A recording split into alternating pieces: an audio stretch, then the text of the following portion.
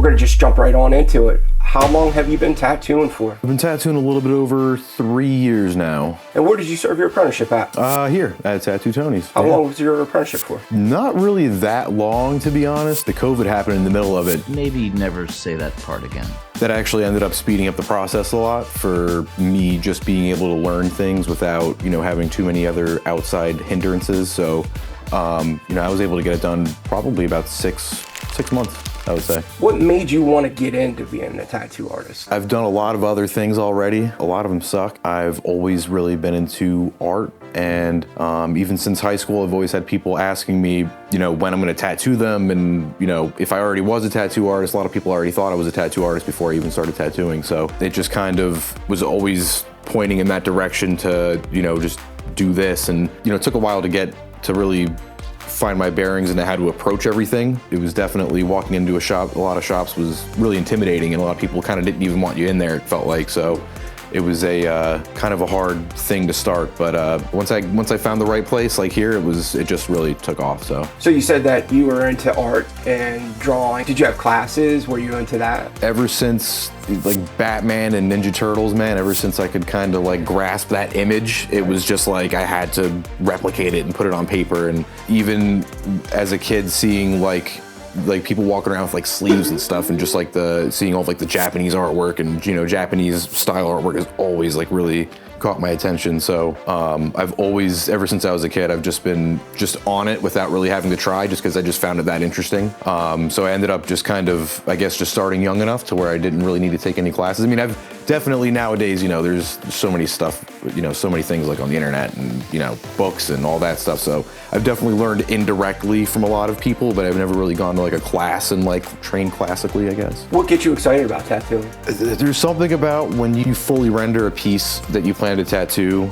By the time it's on the skin and it's totally completed, it just has a completely different effect to it. And I just love doing like bigger pieces with a lot of different color contrasts and stuff like that. And especially, in my realm of stuff that I like to draw, no matter how you kind of think about it, it always looks better than you think it's gonna look, at the end. That's always something that gets me really excited to start like a cool new piece. Hey everybody, if you like this episode and you feel like you're getting value out of it, please smash that like and subscribe button. It doesn't cost anything. So speaking about the realm of what you draw in, what would you say is your style of tattooing? As far as like actual tattooing styles, I really like Japanese.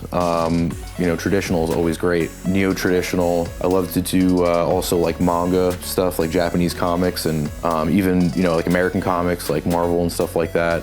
Anything like cartoony and vibrant and like expressive. That's what I like to do. So I know you're still new into the business, but how do you keep up with current trends? It's crazy because there's so many different levels to it, I guess, because, when you're on Instagram, you see so many different things being done, but I honestly really try to go with the flow and kind of just like let things kind of come to me and just see how it kind of plays out, because there's a lot of stuff, being in a walk-in shop, there's a lot of stuff you just can't avoid, and you just kind of have to just go with it and just kind of just take it as it goes and just enjoy it. There's definitely a lot of trends now that I, can't wait to die out, with like the really small, thin stuff, of course, like nobody likes doing that stuff, and I find the trends changing faster, as time goes on too. So it's, it's always something new and different every other month, it feels like. So if a client walks in with a unique design, how do you go about that creative process to try to bring that image to life for them? So I always try to get a feel of because sometimes people try to tell you why they want a tattoo, but sometimes they can't really explain it too well. So sometimes I'll just kind of,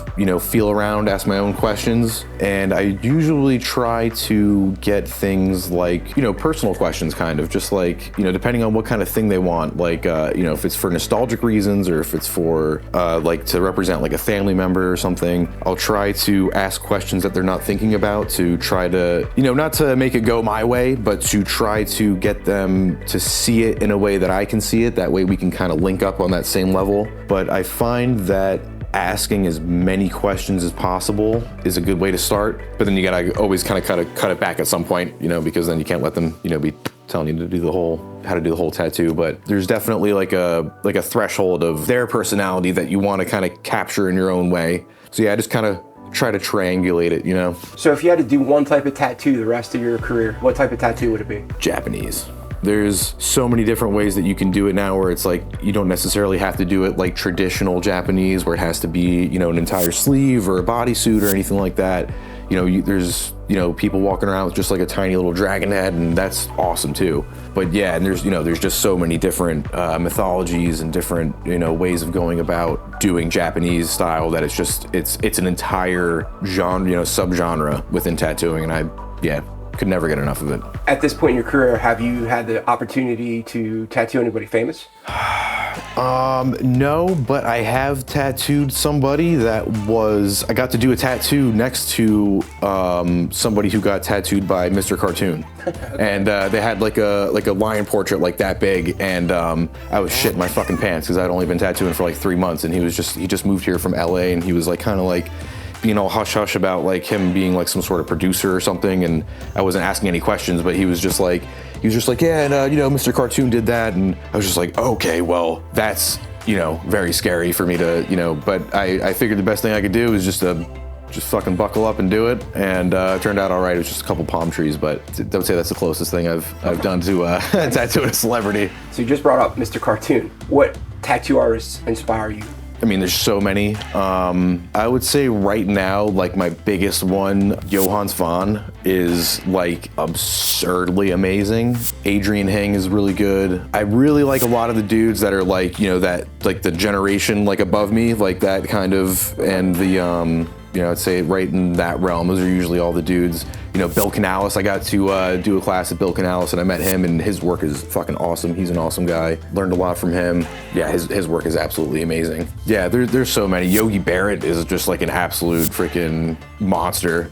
Yeah, there's so many. There's so many dudes that I look up to in tattooing. It's, yeah. I think you're going to bring a unique perspective to this question because you've only been in it for 3 years. What advice would you have for someone that wants to be a tattoo artist? The biggest thing to ask yourself if you wanted to get into tattooing is what you have to say and what you have to bring to the table. A lot of people, I feel like younger tattoo artists just kind of want to just jump into it and just kind of have a job. The thing about it is that tattooing has no, I mean, as of right now, it has no greater, you know, congress of tattooers or any sort of, you know, tattooing is held together by tattooers, and that's a really awesome thing that I really don't think you get in any other profession. With that, I think that anybody that wants to get into tattooing should really think about what they have to give to tattooing, what you can do to just make it better and leave your mark, but also to really know that there's only more that you can learn and more that you can give and do. You know, it's something that I really don't see as a job. It's a career, it's a lifestyle. It's not something that you can just do, you know, just kind of try out. It's something you have to put everything you have into it and either, you know, succeed or fail and go from there. But, you know, if you really wanted to get into it, I would say it's the best decision I ever made, so. Do you have an Instagram page? I do. It's tattoos_by_RJ. And if somebody wanted to get a tattoo with you, what's the best way to get a hold of you? I would say to either call the shop, which I have the shop number on the page, or you can just get in touch with me on Instagram. Just shoot me a direct message. Is there anything I didn't ask you or you feel like I should have asked you during this interview? Not that I can think of, no. Awesome, man. I appreciate your time. Absolutely, man. Thank you. And I appreciate you doing this. Absolutely. Everybody, make sure you hit up RJ on his Instagram page. Hey, if you like this interview, make sure you click this link.